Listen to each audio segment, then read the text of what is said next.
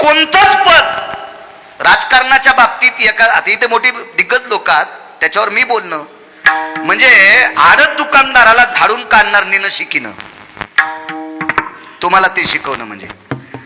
राजा सुद्धा पैशानं होता येत नाही, त्याला राजाश्रयच लागतो. राजाश्रय. एखादा मला विचारीन, ग्रामपंचायतला एका माणसानं 4.5 कोटी खर्चिले, पण एक पण सदस्य झाला नाही त्याचा. उगच एखादा आता इतके कॅमेरे चालू येते, ह्या कॅमेऱ्याला पुन्हा लेकरवाळा कॅमेरा, त्याला त्या कॅमेरा असून पुन्हा मोबाईल कोचला त्याच्यात. तुमचे कॅमेरे पण लेकरवाळे आहेत. चांगले प्रचार करतेच संप्रदायाचा बिचारे, आपण कशाला त्याच्या विरोधात जायचं.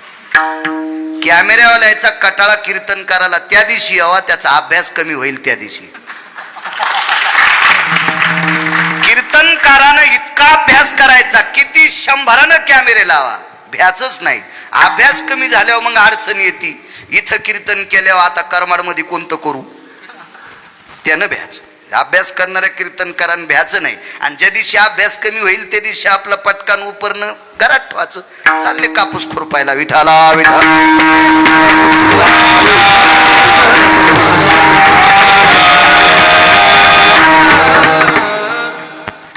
काही ही सगळी गोष्ट प्रारब्धाने मिळत असते. राजाश्रय. आळंदीतल्या मालकांचं वाक्य, यया नरा माझी राजा, तो विशेष विभूती जाण माझा. भगवान सांगतात अर्जुना, राजा होणे एक विभूती आहे. भला तो ग्रामपंचायतचा सदस्य असेल, या भारत देशातलं सर्वोच्च पद असेल, ती एक विभूती असते, होता येत नसते कोणाला. ह्या सगळ्या गोष्टी विश्वाच्या मालकानं अधिष्ठित केलेल्या आहेत, त्यानुसार होता येत असतात. मी किती जरी ग्रंथ पाठ केले तर मला शंकराचार्य होता येत नाही. आता तर होताच येत नाही, कारण मी बाहुल्यावर उभं राहिलो होतो, मला नाही होता येणार. पण शंकराचार्य पद एका व्यक्तीला, स्वामी राम नाव आहे त्यांचं, स्वामी राम. 1949 ते शंकराचार्य झाले आणि 1951 त्यांनी शंकराचार्य पदाचा राजीनामा देऊन टाकला. सामान्य पद नाही. नैनितालच्या अरण्यामध्ये फिरत असताना त्यांना एका स्त्रीची महती मिळाली. एका स्त्रीचं नाव आहे मा भगवती, आणि एका स्त्रीला नावानं बीबी म्हणायची. ती एका दर्ग्याची उपासक होती. तो दर्गा होता दिल्लीपासून 120 मैलाच्या अंतरावर. मैल किती अंतराचा असतो हे मला तरी वाटतंय आताच्या शाळेत शिकणाऱ्याला मैल कळत नसतो. तुम्हाला जुनी भाषा कळणार ना. विठाला विठाला.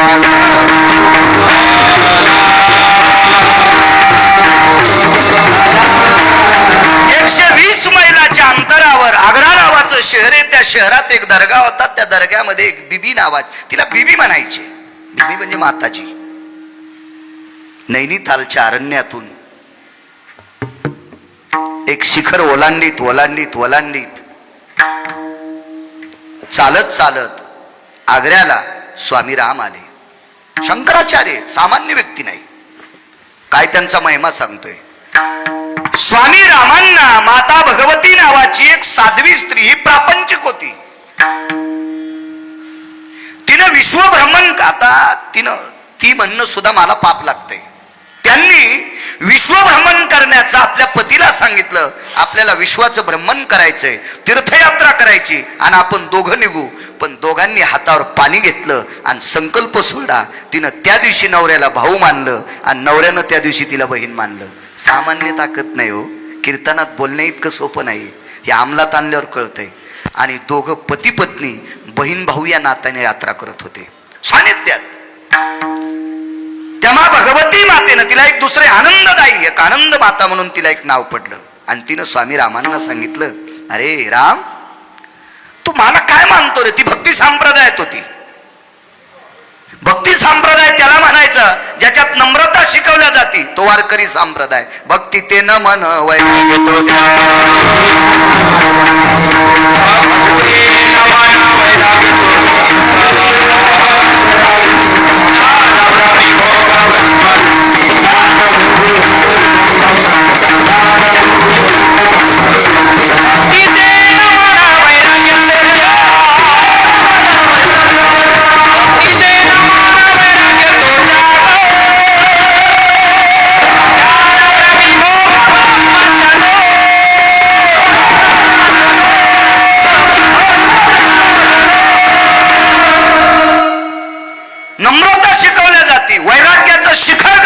संप्रदाय म्हणजे वारकरी संप्रदाय. ज्या तुकोबरायच्या वर्णनाच्या बाबतीत ज्या वेळेला निळोबाराय व्याख्या करतात, त्यावेळेला तुकोबरायचा अधिकार जर पाहत गेला तर एके दिवशी आवलीला सांगितलं, आवली म्हणजे पत्नी, आवले हे घरातल्या सगळ्या वस्तू दान कर. ज्या वेळेला तुकोबारायने दौंडी पिटवली, माझ्या घरातल्या सगळ्या वस्तू घेऊन जा, त्यावेळेला तुकोबारायच्या चुलीतली राख सुद्धा 2 संन्याशांनी नेली. त्या संन्याशांच्या लक्षात आलं, अशा निष्ठावंत वारकऱ्याच्या चुलीतली राख जर आपण अंगाला लावली तर आपण संन्यास धर्मात काटेकोरपणे जपू शकतो. इतकी तुकोबारायच्या चुलीतल्या राखीत इतकं वैराग्य होतं. टोकाची लोक होती, तशी ती आनंद माता होती. तिनं सांगितलं, स्वामीराम, अरे माझ्या कर्तव्यावर, माझ्या कर्मावर, माझ्या चारित्र्यावर, माझ्या आचरणावर, माझ्या भक्तीवर तू एवढा मोठा स्तुती सुमन टाकतोस. तू लक्षात घे स्वामीराम, तुम्ही एकदा आग्र्याला जा. आणि स्वामीराम आग्र्याला आले.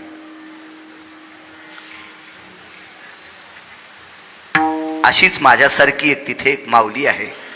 आणि आग्र्यात आल्यावर स्वामीरामांनी विचारलं एका व्यक्तीला, का हो अशी आग्र्यात एखादी स्त्री आहे का की तिचं दर्शन मी घ्यावं? ज्याला विचारलं त्याच्या हातात एक काठी होती आणि त्याचा उजवा हात असा पुढं होता.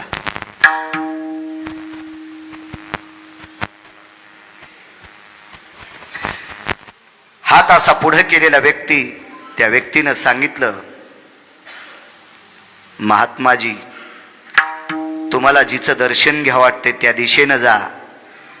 तिथं सूर्याचा प्रकाश नाही, म्हणजे ऊन नाही. नेमकं तिच्या दर्ग्यावर ढग आलेला होता आणि ती बाहेर बसली होती साधना करीत.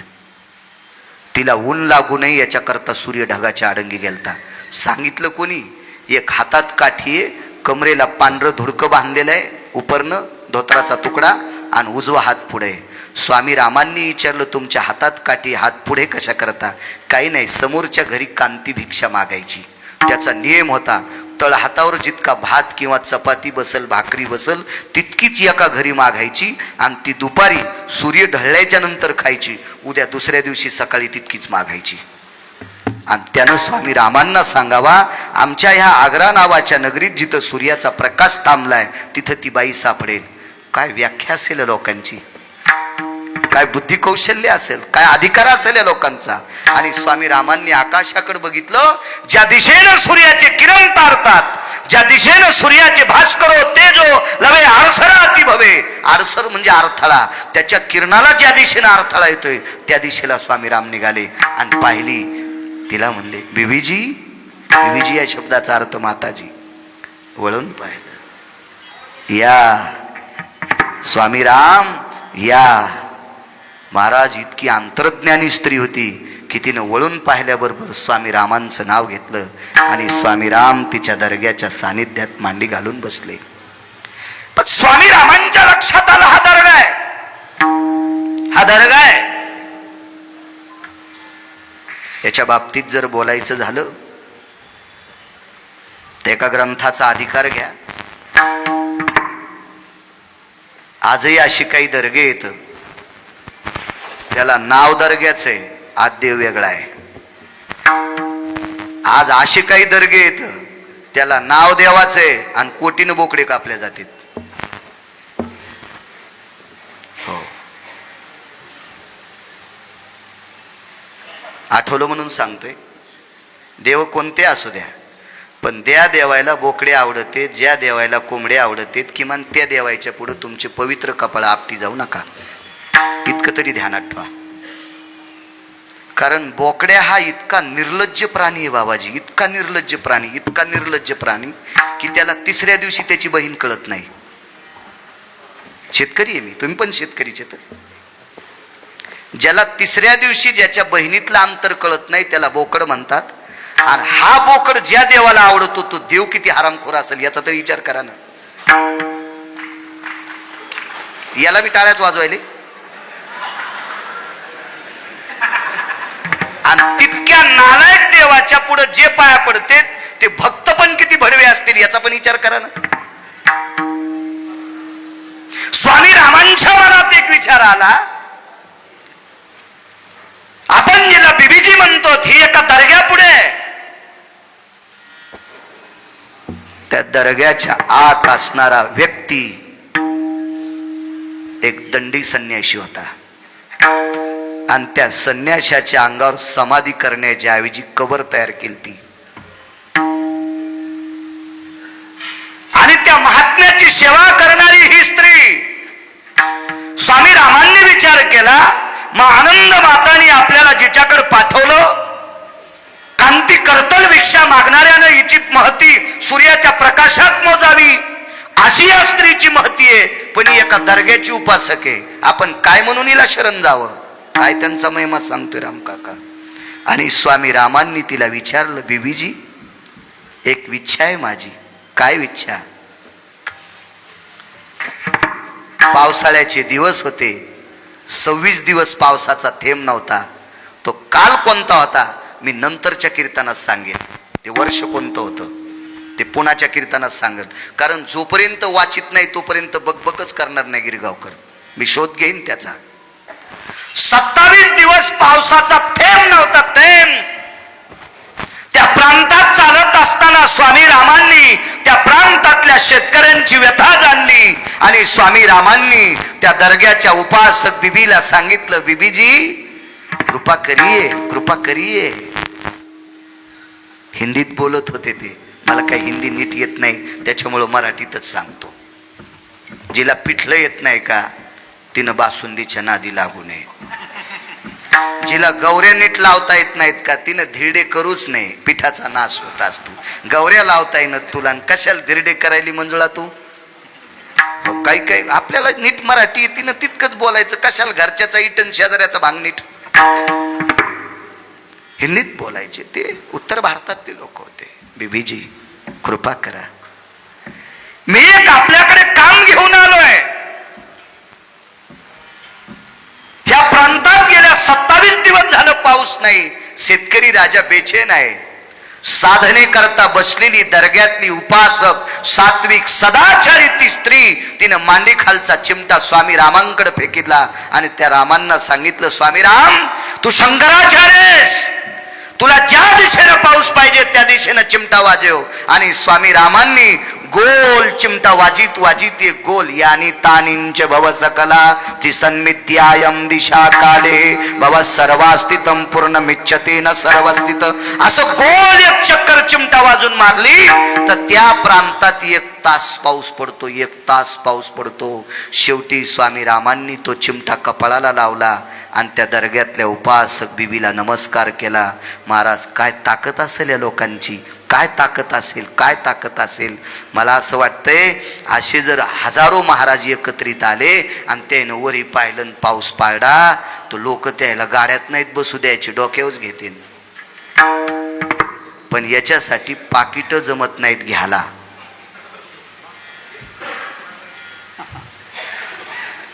मग पाऊस पडत असतो. हे पाकिट आहे ना सगळं मातीत घातलं.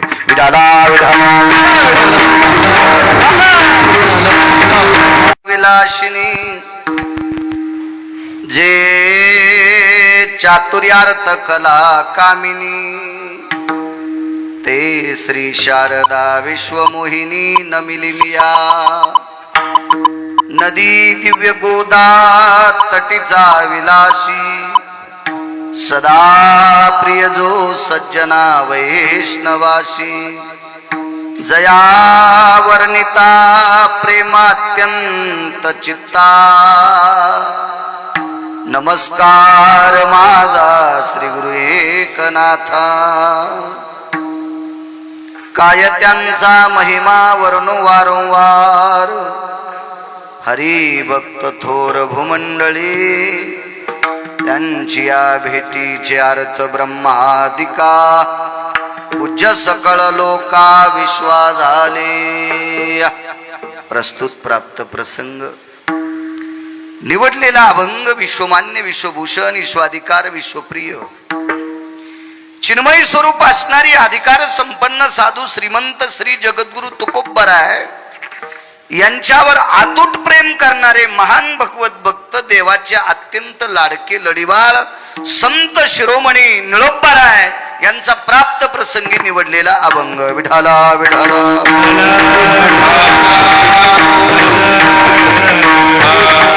प्राप्त प्रसंगी निवडलेला अभंग निळोबारायांचा आहे.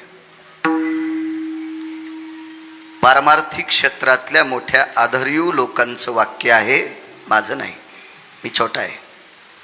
पारमार्थिक क्षेत्रातल्या जुनाट बुजुर्ग आध्यात्मिक अभ्यासू लोकांचं वाक्य आहे की संत शिरोमणी निळोबाराय हे भगवंताचे अत्यंत शेवटचे लाडके लढीवाड भक्त आहेत.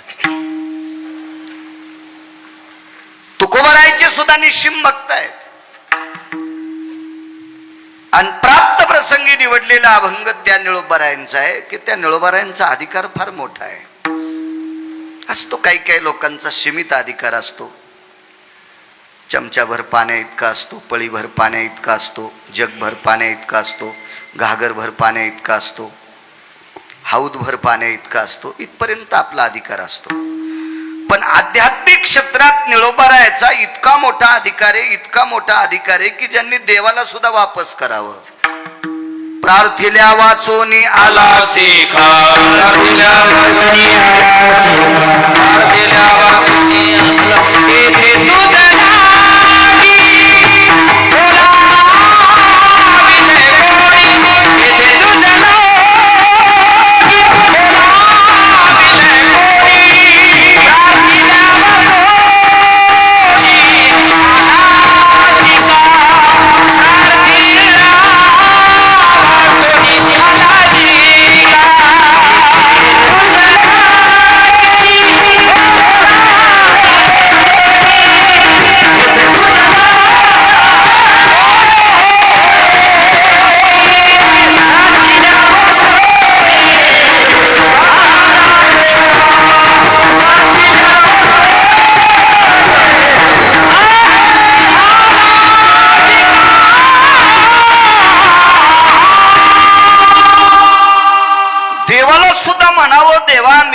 आमंत्रण दिलं नाही, मी तुम्हाला बोलावलं नाही, तुम्ही आलात कशाला.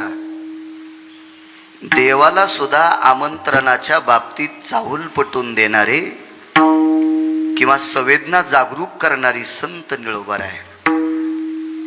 संध्याकाळचा ठिकाणा नसलेला पाहुणा जर आपल्याकडे आला ना, आपण त्याला विचारलं आम्ही तुम्हाला बोलावलं नाही कस काय आलात, तर इतकं त्याच्या नाकात वारं घुसतं, त्या वाऱ्यानं तो इतका फुगतो इतका फुगतो इतका फुगतो की तो परिसर दूषित करून टाकतो. इतका त्याला राग, इतका त्याला अहंकार. बापू, विश्व ज्याच्या ताब्यात आहे त्याला जगाचा बाप म्हणतात. कोणाला म्हणू नये मालक. ज्याच्याकडे एक चमच्याभर संपत्ती आहे त्याला मालक म्हणणं म्हणजे हलकटपणाचं टोक आहे. भली आमची लोक एखाद्याला चोंबळीत असतील, ते त्याचा नालायकपणा आहे 2-4 हजारासाठी, त्याचा तो हलकटपणा आहे, त्यानं फारसं चोंबाळणं. पण मालक कोणाला म्हणत नसते. मी एक सोपी व्याख्या मांडतो सज्जनांनो तुमच्या पुढे. आता किती विद्वान एकत्रित आल्यावर, किती पैशावाले एकत्रित आल्यावर आता पाऊस पडन. आणि आता जर एखाद्या विद्वानानं चिकित्सक वृत्तीच्या सात्विक सदाचारी व्यक्तीनं एखादं त्याला बुद्धिमत्तेच्या जोरावर त्यानं जर पाऊस पाडला तर 50-50 एकर ज्याचं सोयाबीन येते 1 तोळ्याची अंगठी त्याला करीन. एक सामान्य शेतकरी 50-50 एकर जमीन ज्याच्याकडे, तो त्याला घरी जाऊन 1 तोळ्याची अंगठी करील, घरी जाऊन. पण तो पाऊसही एकाही नालायकाला पाडता येत नाही. तो पाडता येतो पंढरपुरातल्या मालकाला, म्हणून त्याला मालक म्हणायचंय. विठाला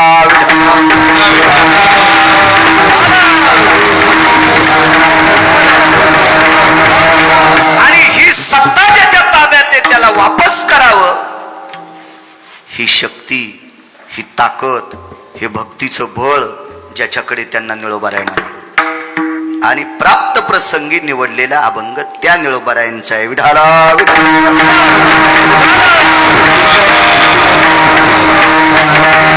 या अभंगाद्वारे निळोबाराय नमूद करतात, मी संतांचा महिमा किती वर्णन करू, काय त्यांचा महिमा वरुण वारंवार.